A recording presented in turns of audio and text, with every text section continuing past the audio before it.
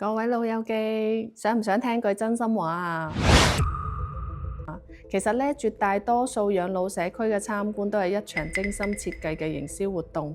所有嘅參觀流程其實都係一個同款，先係一架巴士啦，統一接大家去到門口，跟住講解員就會用一套標準嘅稿帶大家去睇沙盤，講總面積、總戶數，全國有幾多分店，入住咗係啲咩人，再帶你行活動場所啦、飯堂、診所，最後行一轉樣板間，你感覺係咪同睇樓團差唔多？呢一種常規嘅路線，你見到嘅全部都係佢最想俾你見到嘅嘢。但係真正決定你住得舒唔舒服、值唔值得嘅細節，如果冇專業人士幫你睇實，你根本係留意唔到嘅。我去過全國21間養老社區，廣州嘅月園呢度啊，我最少嚟咗100次。今日咧，我就將我咁多次實地睇盤嘅經驗分享俾大家，大家點個 like 啦！有4個最容易被忽略，亦都係最關鍵嘅細節，下次你去睇養老社區一定要留心。第一個就係真實嘅生活氛圍，你去參觀，講解員一定會話呢度有各式嘅場地啦，書畫室、泳池、做 gym， 長者喺呢度生活係絕對唔會悶嘅。佢講嘅全部都係真嘅，設施都好完善，但係重點係活動真實嘅參與率高唔高，課程有冇分級別，譬如運動康復同瑜伽班，70歲同85歲長者係咪一樣呢？幾十堂課裏面，邊啲係請專業嘅導師教，邊啲係居民自己嘅導師開嘅？第二點亦都好重要，房間嘅戶型同埋收費。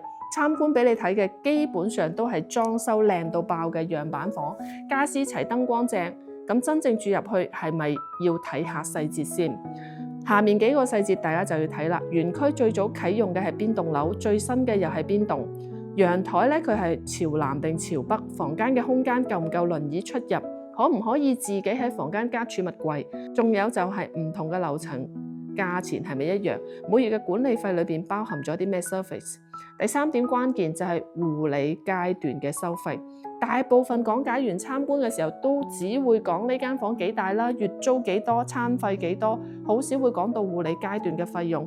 但大家要知道，護理階段先係養老最使錢嘅時候喎，費用通常都會比治理階段高好多，所以一定要問清楚，身體從1級到6級嘅護理分別對應咩護理標準，點樣收費，唔同嘅護理級別有冇明確嘅評分標準，幾耐佢會復評一次。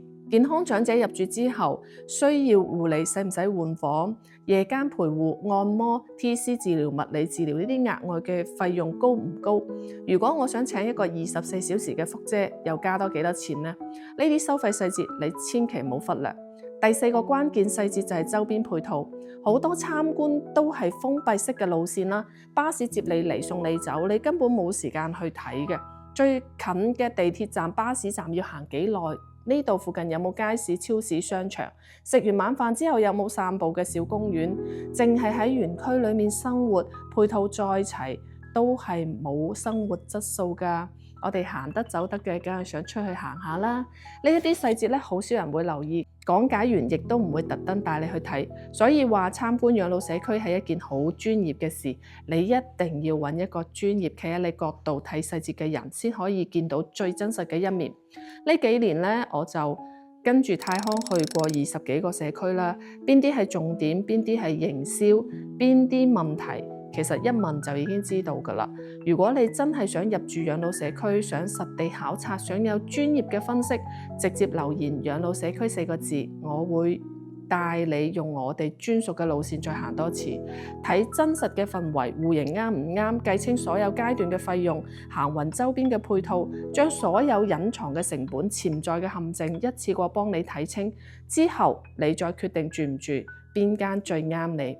今日就講到呢度啦，拜拜！記得點讚關注哦。